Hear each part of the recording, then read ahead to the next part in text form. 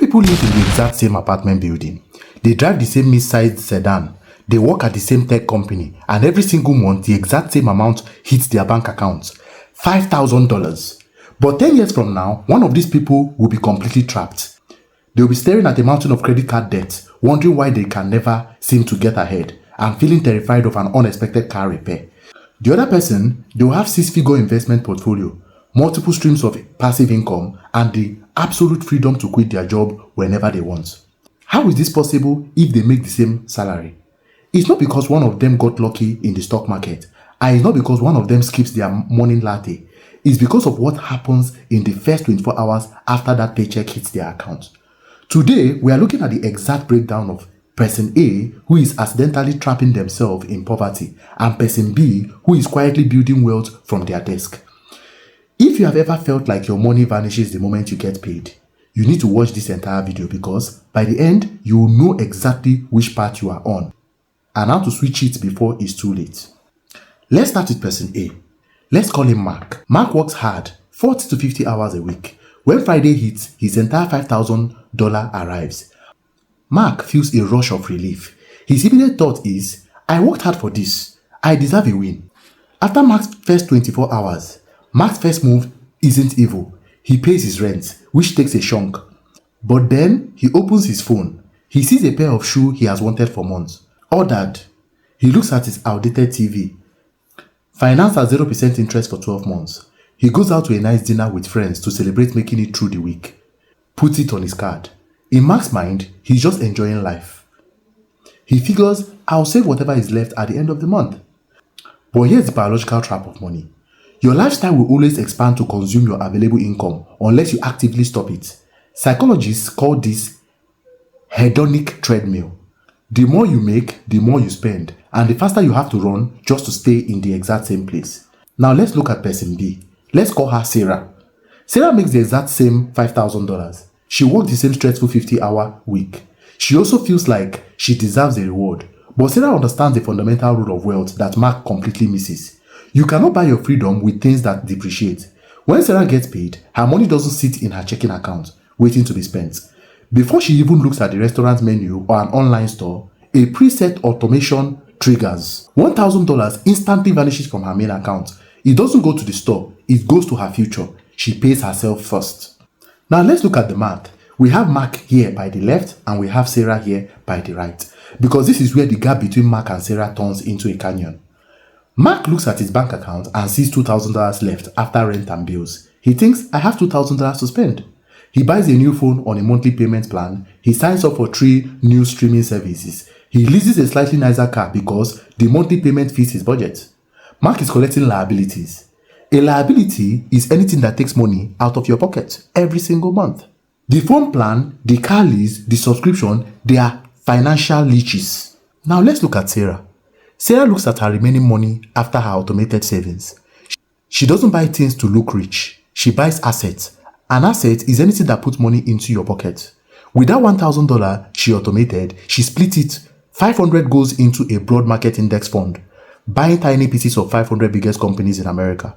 The other $500 goes into high yield savings accounts or a fund she's building to start a small faceless side business online. Let's look at what happens to those two choices over time. Mark's new phone is worth half what he paid for it in 12 months. His leased car goes down in value the second he drives it home. He has zero equity. He has traded his hard-earned hours for plastic and metal that is actively rotting in value. Meanwhile, Sarah's $500 in the index fund is quietly compounding. Historically, the stock market returns about 10% per year on average over a long term. That means Sarah's money is working for her while she sleeps. She isn't trading her time for money anymore. She is using her money to buy more money. But the trap goes deeper. How Mark and Sarah handle credit cards. Because this is where most people completely ruin their financial future from their own living room. Mark uses his credit card for everything, not because he has the cash, but because it allows him to buy things he can't afford today, promising his future self will pay for it. He treats his credit limit like it's his actual money. When the bill comes, he looks at the minimum payment of $35 and thinks, oh, perfect, I can afford that. What Mark doesn't realize is that credit card companies employ the smartest psychological minds on earth to keep you in that loop. At 22% interest rate, if Mark has a $5,000 balance and only pays the minimum, it will take him over 20 years to pay it off. And he will end up paying thousands of dollars extra in pure interest. He's literally giving his future labor away to the bank for free. Now, let's look at Sarah. Sarah also uses a credit card. In fact, she uses it for almost every purchase Mark does. But she treats it like a loaded gun. Sarah uses her card only for the things she already has the cash for in her checking account. She uses it to collect cash back points, travel rewards, and fraud protection. And the second her statement posts, her automated system pays the balance down to exactly $0. Sarah makes the banks pay her rewards. Mark pays the bank's interest. Same tool, two completely different results. One uses it as a bridge to wealth, the other uses it as a shovel to dig their own financial grave. Let's fast forward 5 years. Mark is stressed. His salary actually went up. He's making $6,000 a month now. But guess what? He bought a bigger apartment and a nicer car. He still has less than $500 in his savings account. He feels trapped in his job because if he gets laid off, he defaults on his lifestyle within 30 days.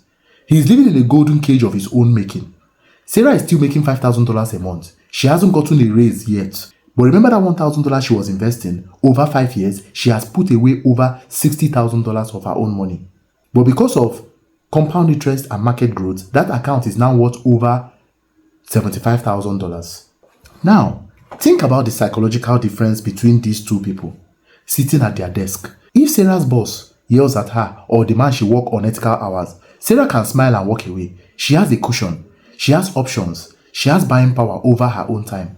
If Mark's boss does the same thing, Mark has to sit there and take it. He can't afford to lose his income for even a week. Mark sold his freedom for convenience and status symbols that no one else actually cared about. The reason I made this video isn't to make you feel bad if you look a lot more like Mark right now than Sarah.